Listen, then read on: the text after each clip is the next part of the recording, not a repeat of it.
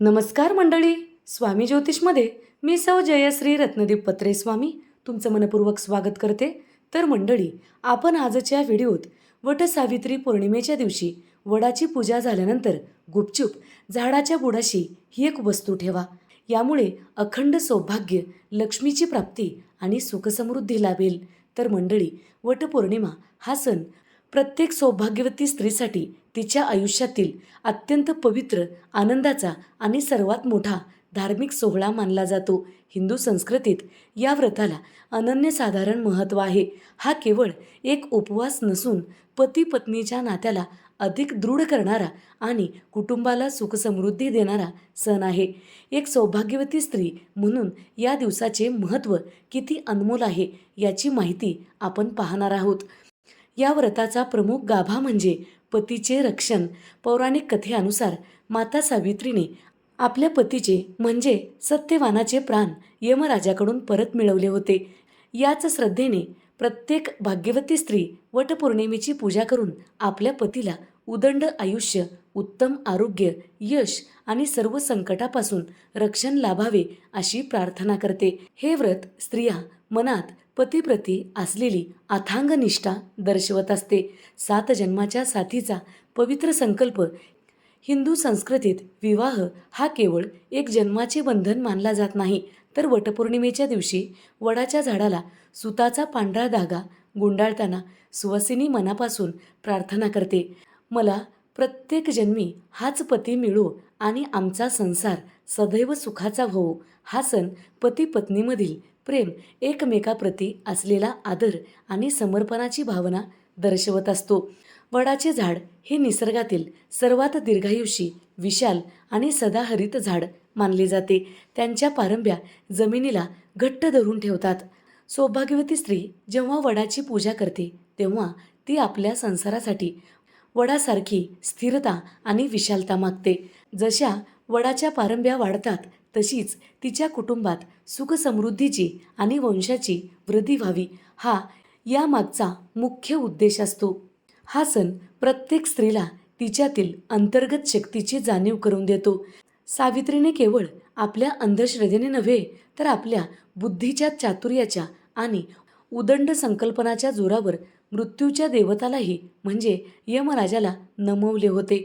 त्यामुळे हे व्रत सौभाग्यवती स्त्रियांना संकटाच्या वेळी खंबीरपणे उभे राहण्याचे आत्मबळ आणि संयम शिकवते. वटपौर्णिमेच्या निमित्ताने परिसरातील सर्व सुवासिनी एकत्र येतात. 16 शृंगार करून, पारंपरिक साड्या नेसून जेव्हा त्या पूजेसाठी वडाच्या झाडापाशी येतात तेव्हा तो एक अभूतपूर्व सोहळा असतो.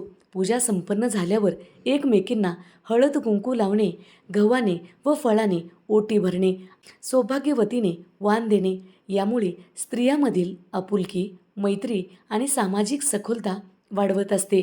एकमेकाच्या सौभाग्याचा आदर करण्याचा हा एक सुंदर प्रसंग असतो. एका सौभाग्यवतीसाठी वटपौर्णिमा म्हणजे केवळ उपाशी राहणे नव्हे, तर आपल्या पतीच्या पाठीशी सावलीसारखे खंबीर उभे राहण्याचा, संसाराला वडासारखी समृद्धी देण्याचा आणि आपल्या संस्कृतीचा अभिमान बाळगण्याचा तो एक अतिशय पावन आणि मानाचा दिवस आहे. वटपौर्णिमेच्या पवित्र दिवशी वटवृक्षाच्या मुळाशी 1 रुपयाचे नाणे आणि अख्खी सुपारी, त्यावर कुंकू अर्पण करावे. हा ज्योतिषशास्त्रातील अत्यंत गुप्त आणि प्रभावी उपाय मानला जातो. वडाच्या झाडाला केवळ एक वनस्पती न मानता त्याला साक्षात देवांचा वास मानला गेला आहे. या छोट्याशा उपायाने अखंड सौभाग्य कसे प्राप्त होते आणि घरात लक्ष्मी कशी प्राप्त होते यामागची सविस्तर माहिती आपण पाहणार आहोत. पतीच्या उदंड आयुष्यासाठी आणि लक्ष्मी प्राप्तीसाठी आपण उपाय पाहणार आहोत. वडाच्या झाडाच्या मुळात भगवान विष्णू यांचा वास असतो. शास्त्र सांगते, भगवान विष्णू हे सृष्टीचे पालनकर्ते आहेत आणि माता लक्ष्मी ही त्यांची अर्धांगिनी पत्नी आहे. धन आकर्षणाचा नियम. या उपायात वापरले जाणारे 1 रुपयाचे नाणे हे साक्षात माता लक्ष्मीचे, चलन हे लक्ष्मीचे प्रतीक आहे. जेव्हा आपण विष्णूचे निवासस्थान असलेल्या वडाच्या मुळाशी लक्ष्मीचे प्रतीक म्हणजे नाणे गुपचूप अर्पण करतो तेव्हा विष्णू लक्ष्मीची कृपा एकत्र प्राप्त होते. स्थिर लक्ष्मीचा वास. वडाचे झाड हे अत्यंत स्थिर आणि दीर्घायुष्य असते. त्यामुळे वडाच्या मुळाशी धन अर्पण केल्याने घरात येणारा पैसा हा देखील वडासारखा स्थिर राहतो. उधळपट्टी थांबते, कर्जातून मुक्ती मिळते आणि पतीच्या व्यवसायात आणि नोकरीत पैशाची आवक अखंड सुरू राहते. हिंदू पूजेमध्ये सुपारीला साक्षात बुद्धिदाते आणि भगवान गणेश यांचे स्वरूप मानले जाते. कोणतीही पूजा गणपतीच्या आराधनेशिवाय पूर्ण होत नाही. जेव्हा तुम्ही नाण्यावर सुपारी ठेवता तेव्हा ते लक्ष्मी गणेश यांची संयुक्त विधी निर्माण होते. गणपती हे विघ्नहर्ता आहेत. पतीच्या कामात येणारे अडथळे, व्यवसायातील मंदी आणि नोकरीतील शत्रूंचा त्रास या सुपारीच्या उपायाने दूर होतो. जेव्हा संकटे दूर होतात तेव्हा पतीची प्रगती होते आणि घरात आपोआप धनलाभाचे योग निर्माण होतात. कुंकू आणि सिंदूर हे सौभाग्यवती स्त्रीचे सर्वात मुख्य लक्षण आणि माता पार्वती हे देवी सावित्रीचे शक्तीचे प्रतीक आहे. नाणे आणि सुपारीवर जेव्हा तुम्ही चिमूटभर कुंकू अर्पण करता तेव्हा तुम्ही ती वस्तू सौभाग्ययुक्त करता. वडाच्या झाडाखाली यमराजाला नमवणाऱ्या देवी सावित्रीची ऊर्जा असते. तिथे कुंकू वाहिल्याने पतीचे आयुष्य वाढते, त्यांचे आरोग्य उत्तम राहते आणि पत्नीचे सौभाग्य अखंड टिकून राहते. पती पत्नीमधील नाते वडाच्या झाडासारखे घट्ट आणि खोल बनते. उपाय करण्यासाठी अचूक विधी आणि शास्त्रोक्त पद्धत बघा. हा उपाय पूर्णपणे फलदायी होण्यासाठी तो योग्य पद्धतीने करणे गरजेचे आहे. हा उपाय कधी करायचा आहे? वटपौर्णिमेच्या दिवशी. तुमची मुख्य पूजा म्हणजे वडाची पूजा झाल्यानंतर प्रदक्षिणा आणि सुवासिनीची ओटी भरल्यानंतर हा उपाय करायचा आहे.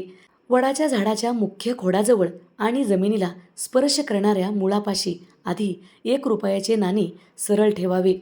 त्यावर एक अख्खी सुपारी ठेवावी आणि आपल्या उजव्या हाताच्या अनामिका बोटाने त्यावर चिमूटभर कुंकू वाहावे आणि आपल्या पतीच्या रक्षणासाठी आणि लक्ष्मी प्राप्तीसाठी प्रार्थना करावी. हा उपाय करताना मनात पूर्ण श्रद्धा असावी आणि आजूबाजूला कोणालाही सांगू नये. गुपचूप हा उपाय करायचा आहे. तिथेच हात जोडून मनात प्रार्थना करावी. हे वटवृक्ष देवा, हे लक्ष्मी नारायणा, माझ्या पतीला दीर्घायुष्य, प्रगती द्या आणि माझ्या घरातील दरिद्रता दूर करून मला अखंड सौभाग्य द्या. निसर्ग आणि देवाच्या दैवी शक्तीवर पूर्ण विश्वास ठेवून केलेला हा छोटासा उपाय सौभाग्यवती स्त्रीसाठी आयुष्यात सुख, समृद्धी आणि ऐश्वर घेऊन येतो. अखंड सौभाग्यासाठी वडाच्या झाडाखाली गुपचूप ही वस्तू तुम्हाला ठेवायची आहे. यामुळे घराची प्रगती होते. तर मंडळी, व्हिडिओ आवडलेला असेल तर नक्की लाईक करा, शेअर करा, सबस्क्राईब करा, बाजूच्या घंटीला ऑल करा. त्यामुळेच मी टाकलेले प्रत्येक व्हिडिओ तुम्हाला पाहता येतील. धन्यवाद. हर हर महादेव.